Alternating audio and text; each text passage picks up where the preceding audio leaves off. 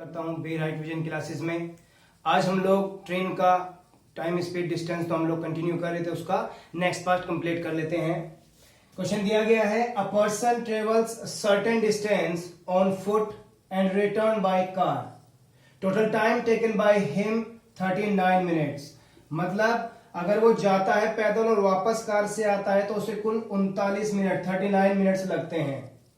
If he travels both way on foot then total time 59 minutes. अगर वो दोनों तरफ पैदल जाता है, ऑन फुट जाता है, तो उसे 59 मिनट्स लगती है।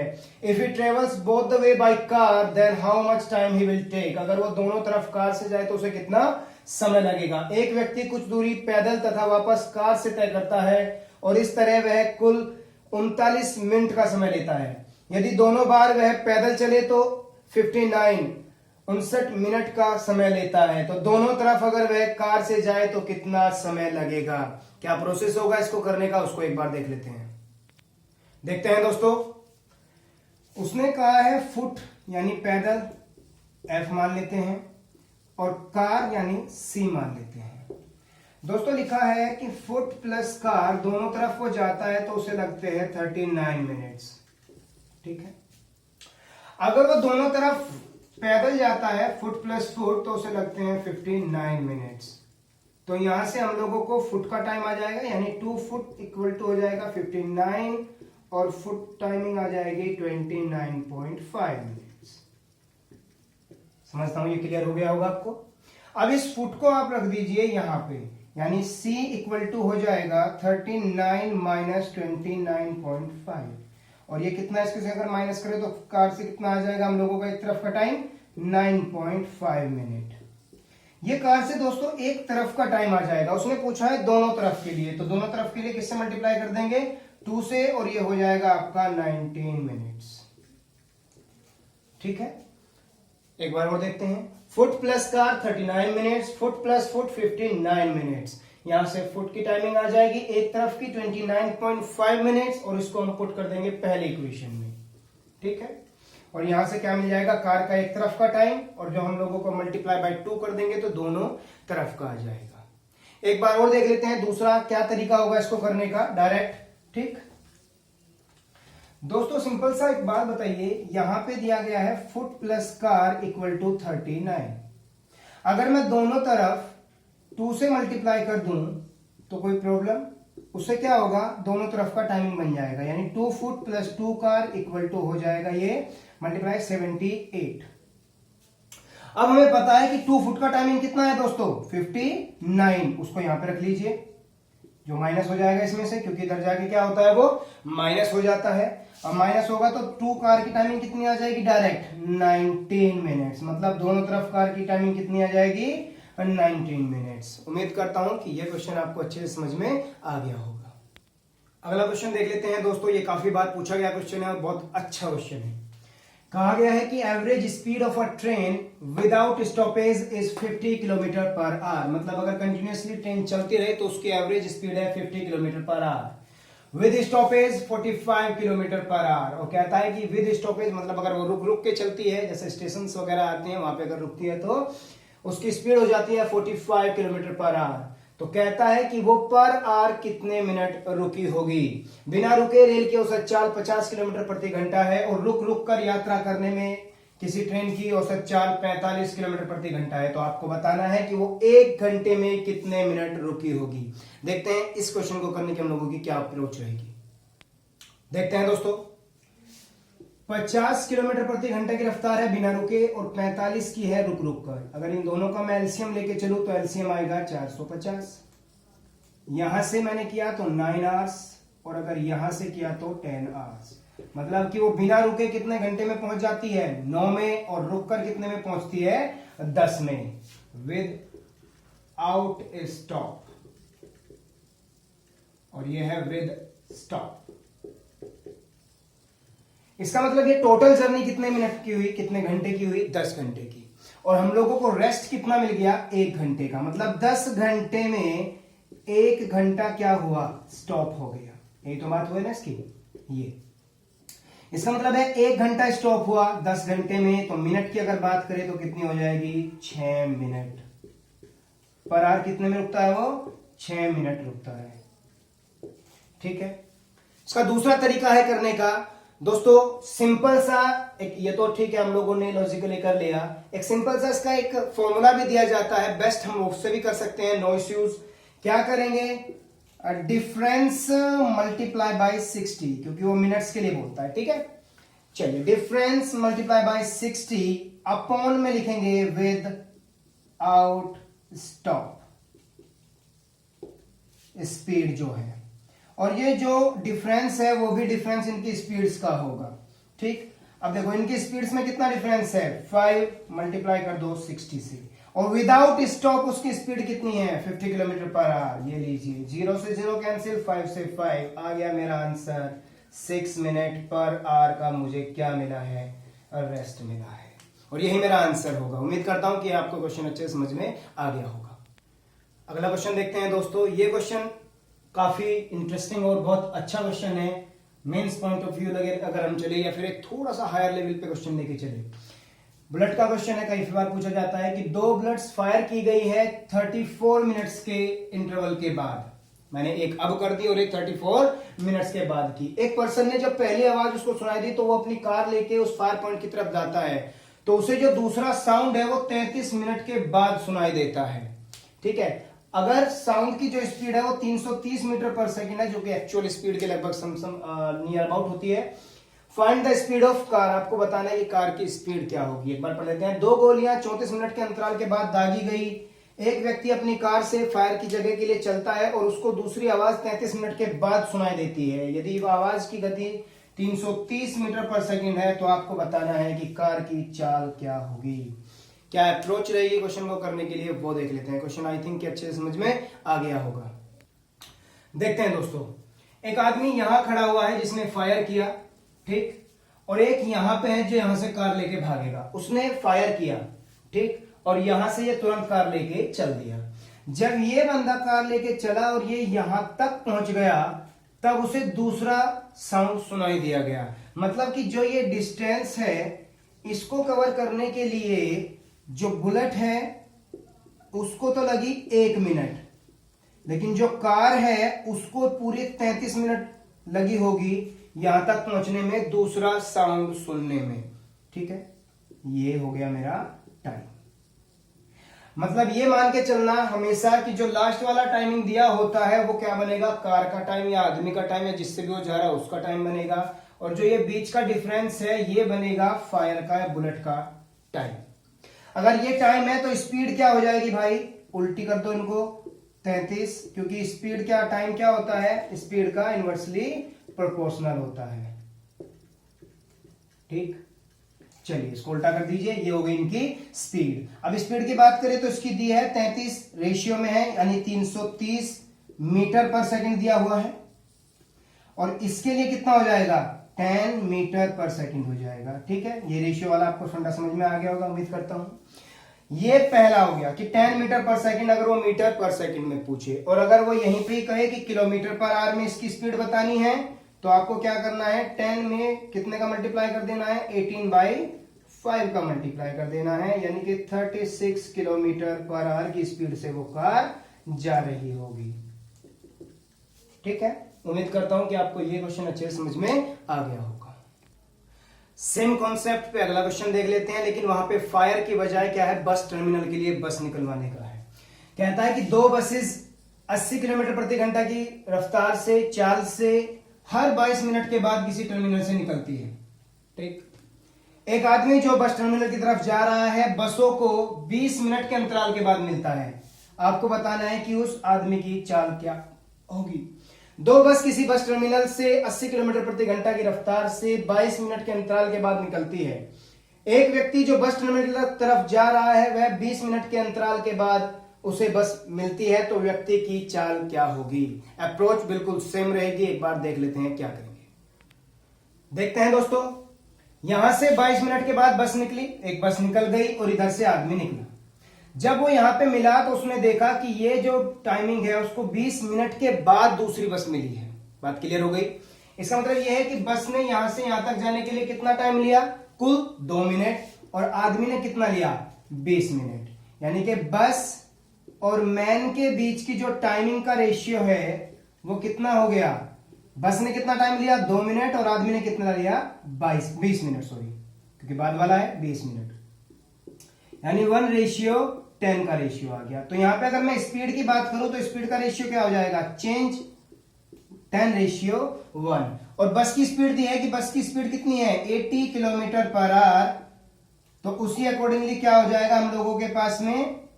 आदमी की कितनी बन जाएगी? 10 kilometre per hour. Already kilometre per hour में है, और यही क्या हो जाएगा? मेरा आंसर हो जाएगा। उम्मीद करता हूं कि आपको यह क्वेश्चन भी अच्छे से समझ में आ गया होगा। अगला क्वेश्चन देख लेते हैं दोस्तों। यह क्वेश्चन भी काफी अच्छा और काफी टाइम पूछा जा चुका है एग्जाम में। 2 persons A and B starts moving from the point X towards Y at the same time with the speed of 30 km per hour and 20 km per hour respectively. A reaches the Y point first and then start moving back. At what distance from Y they will meet if the distance between X and Y is 200 km? दो व्यक्ति A व B एक स्थान से XY से Y की तरफ चल रहे हैं एक ही समय पर 30 किलोमीटर प्रति घंटा और 20 किलोमीटर प्रति घंटा की चाल से। ए पहले पहुंच जाता है, ऑब्वियसली उसकी स्पीड ज्यादा है तो पहले पहुंच जाएगा, और वहां से फिर वापस आता है। तो आपको बताना है कि दोनों वाई से कितनी दूरी पर मिलेंगे यदि एक्स और वाई के बीच की दूरी 200 किलोमीटर हो। क्या अप्रोच रहेगी करने की इस क्वेश्चन को, वो देख लेते हैं। दिया गया है कुछ इस तरीके से, ये वाई और ये एक्स। ए और बी यहां से चले 30 किलोमीटर और 20 किलोमीटर प्रति घंटा की रफ्तार से। यहां तक मैंने माना बी पहुंचा होगा जब तक ए ने क्या कवर अप किया? ये पूरा और ये वापस यहां तक, और बी ने सिर्फ ये किया होगा। ठीक है, लेकिन इन दोनों को टाइम बिल्कुल सेम लगा है। इसका मतलब टाइम ए किसके बराबर है? टाइम बी के बराबर है। स्पीड ज्यादा है तो डिस्टेंस भी ज्यादा ही कवर अप कर ली होगी। तो टाइम क्या होता है? डिस्टेंस अपॉन में स्पीड। ये ए के लिए, और यहां पे हो जाएगा डिस्टेंस अपॉन में स्पीड, ये बी के लिए। तो डिस्टेंस कितनी कवर अप की होगी? ये पूरी 200 किलोमीटर बताई जा रही है कि 200 किलोमीटर है, तो 200 और प्लस में मैं मान लेता हूं ये है डी मान लेते हैं। चलिए डी, स्मॉल डी कर लेते हैं, ज्यादा बेटर रहेगा, डी स्मॉल में। और स्पीड कितनी है? 30 kmph। इक्वल कर देते हैं 200, उसने ये माइनस में की होगी क्योंकि अभी तक का वो पहुंचा भी नहीं है वहां तक, और स्पीड कितनी है? 20। क्रॉस मल्टीप्लाई कीजिएगा, 400 plus 2d equal to 600 minus 3d। इसको इधर ले आएंगे और इसको इधर ले जाएंगे, यानी 5d इक्वल टू हो जाएगा कितना मेरा? 200, और d हो जाएगा मेरा 40 किलोमीटर। तो एक तरीका तो मेरे पास में ये है कि दोनों का टाइम सेम कर दीजिए और वहां से आप आंसर बना सकते हैं। दूसरा तरीका क्या होगा इस क्वेश्चन को करने का, एक बार उसको भी देख लेते हैं। सेम चीज हम लोग दोस्तों लेके चल रहे हैं। अब आप एक काम कीजिए, जो इनका डिस्टेंस का रेशियो है उसको देखते हैं कितना है। 30 multiply by T equal to 20 multiply by T. T से टी कैंसिल, यानी कि जो डिस्टेंस का रेशियो आएगा ए और बी के बीच में वो आएगा 3:2 का। इसका मतलब क्या है कि अगर मैं बात करूं आप लोगों से, ये यहां पे एक्स वाई, ठीक, तो ए ने चली होगी ये दो भाग अपना, और बी ने भी यही 2 भाग चला होगा। ठीक, ये ए के लिए और ये बी के लिए। लेकिन ए ने एक हिस्सा जो है वो फालतू चला हुआ है, ज्यादा चला हुआ है ए से, उसको ये कवर अप करेगा ना ये। इसका मतलब आधा हिस्सा ऊपर और आधा हिस्सा नीचे। कहने का मतलब ये है कि अगर देखो हम लोग क्या देखते हैं कि 1/2 जो हिस्सा हो गया, यानी कि 5/2, वो टोटल किसके बराबर हो गया? 200 किलोमीटर के। हम लोगों को सिर्फ पता ये करना है कि ये आधा हिस्से का वैल्यू कितनी है, तो आधे हिस्से की वैल्यू निकाल दो। यहां से कितनी हो जाएगी? 200 मल्टीप्लाई 1/2, क्योंकि इसका वैल्यू का पता करना है, और 5/2 कैंसिल हो जाएगा। यहां से आपका आंसर आएगा 40 किलोमीटर। ठीक है, ऐसे ही जैसे सपोज करो कि यहां पे अगर 1 होता तो 3 इक्वल टू हो जाता 200 किलोमीटर, और 1 हिस्सा निकालना होता तो वहां से हम लोग 1 हिस्सा निकाल लेते। बात क्लियर हो गई? ठीक, उम्मीद करता हूं कि आपको ये क्वेश्चन अच्छे से समझ में आ गया होगा। कई बार क्या करता है इस क्वेश्चन में, ये वाले हिस्से की वैल्यू दे देता है और पूरे की वैल्यू पूछता है। तो ऑब्वियस सी बात है, इसको जस्ट उल्टा कर दीजिए। हाफ के इक्वल में क्या लिखेंगे हम 40 और 5/2 के लिए क्या निकाल देंगे हम, आगे का आंसर निकाल देंगे। चलते हैं अगले कॉन्सेप्ट की तरफ। अगला क्वेश्चन देख लेते हैं, बहुत ही अच्छा क्वेश्चन है, ब्रेकडाउन वाला, किसी मेरे एक फ्रेंड ने भेजा था मुझे, उसको इंक्लूड कर लेते हैं हम लोग। A train starts from Chandigarh at 8 AM, सुबह 8 बजे स्टार्ट होती है। After 6 hours there was a breakdown in the train due to which it travels 2/3 of its speed and hence become 40 minutes late. If the breakdown would be 200 km further, then it becomes 30 minutes late only. Find the distance from Chandigarh to Shimla. इसने कहा है कि एक train Chandigarh से सुबह 8 बजे चलती है, 6 घंटे के बाद कोई ब्रेकडाउन हो जाता है तो उसकी स्पीड 2/3 हो जाती है और वो 40 मिनट लेट हो जाती है। ठीक है, यदि 200 किलोमीटर के बाद फिर से उसका ब्रेकडाउन हो जाता है तो वो 30 मिनट्स लेट होती है। आपको बताना है कि चंडीगढ़ से शिमला की डिस्टेंस क्या है। इंग्लिश मीडियम वाले इसको नोट डाउन कर लीजिए, हिंदी मीडियम वाले भी मैं लिख देता हूं, उसको नोट डाउन कर लीजिए।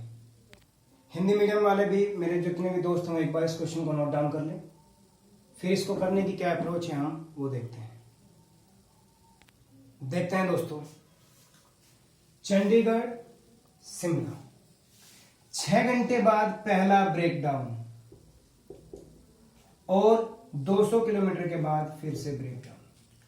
यहां पे कह रहा है लेट हुई 40 मिनट। जब यहां पे ब्रेकडाउन होता है तो लेट कितनी हुई 40 मिनट। चलिए, यानी टाइम देख लेते हैं। टाइम हम लोगों को क्या पड़ेगा, अगर हम लोग करते हैं तो स्पीड 2/3 है तो टाइम कितना बनेगा यहां से 3/2। कितना बनेगा 3/2। अब देखते हैं, यहां पे भी स्पीड है तो यहां पे भी टाइम कितना बनेगा 3/2 बनेगा। स्पीड और टाइम क्या हो जाता है, जस्ट उल्टा हो जाता है। चलिए, अगर यहां पे होता है तो कहता है 40 मिनट क्या हो जाती है, वो लेट हो जाती है। ठीक, उसके अकॉर्डिंगली हम लोग अगर देखते हैं तो क्या बनेगा, और यहां पे होता है तो कितने मिनट लेट होती है, वो 30 मिनट लेट हो जाती है। ठीक है, एक बार इसको देखते हैं ध्यान से। ठीक है, अब देखते हैं आगे। हम लोगों के पास ओरिजिनल टाइम कितना है 2 और लेट होने के बाद कितना है 3।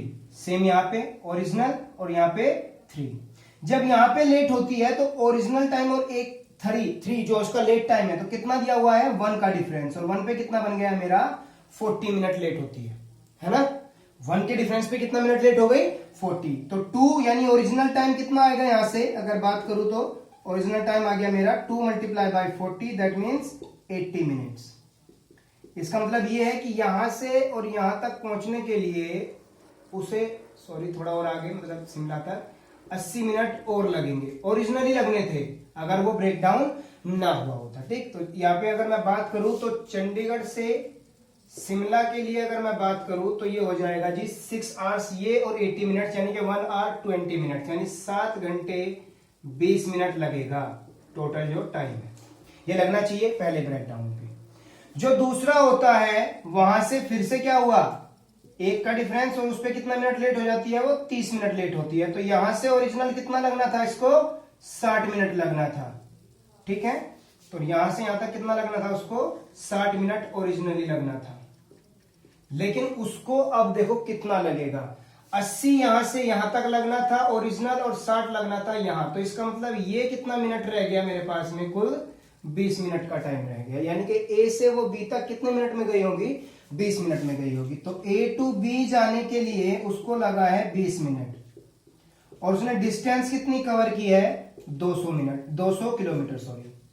तो यहां से अगर मैं बात करूं तो स्पीड क्या हो जाएगी 200, वो किलोमीटर में और ये मिनट में है तो इसको भी मिनट में आवर्स में कर दीजिए 60 से अपॉन करके। ठीक है, 200 × 60 अपॉन में आ गया 20, यानी कि उसकी जो स्पीड है वो हो जाएगी 600 किलोमीटर पर आवर। जो ट्रेन स्पीड है वो कितनी है 600 किलोमीटर पर आवर है। ठीक, हम लोगों से पूछा गया है डिस्टेंस कितनी होगी चंडीगढ़ से शिमला के बीच। तो सिंपल सी बात है, हम लोगों को स्पीड पता है और चंडीगढ़ से शिमला के लिए टोटल टाइम पता है कितना है 7 घंटे 20 मिनट है। हम लोगों को क्या निकालना है डिस्टेंस। तो डिस्टेंस कैसे निकालेंगे, एक मिनट यहां पे देख लेते हैं रफ करके। तो डिस्टेंस हो जाएगी हम लोगों की 600 किलोमीटर पर आवर में 7 घंटे 20 मिनट का मल्टीप्लाई कर दीजिए आप लोग।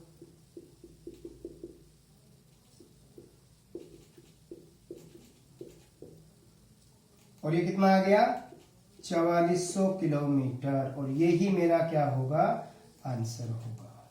उम्मीद करता हूं कि आपको ये क्वेश्चन भी अच्छे से समझ में आ गया होगा। दोस्तों ऑलमोस्ट हम लोगों ने सभी टाइप्स इसमें कवर अप कर लिए हैं।